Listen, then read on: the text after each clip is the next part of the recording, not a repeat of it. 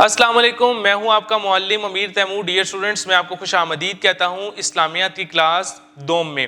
آج ہم باب پنجم ہدایت کے سرچشمے اور مشاہیر اسلام، جس کا عنوان ہے انبیاء کرام علیہ السلام۔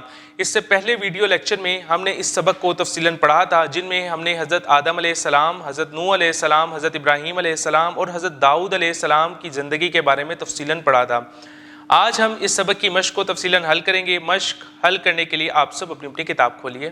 مشق: ذخیرہ الفاظ کی مدد سے خالی جگہ پر کیجیے۔ کلیم اللہ، حضرت عیسیٰ، زرہ 950۔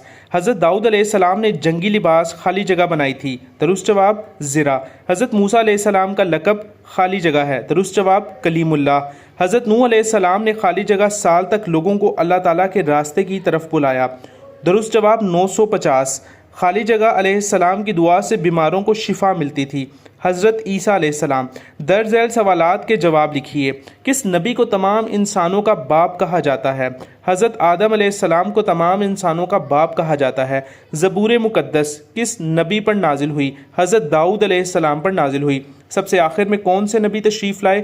حضرت محمد خاتم النبیین صلی اللہ علیہ وسلم آخر میں تشریف لائے۔ ذہنی آزمائش: سب سے پہلے اور آخری نبی کا نام بتائیے۔ تحقیق: سبق کے علاوہ مزید 5 انبیاء کرام علیہ السلام کے نام تلاش کیجیے۔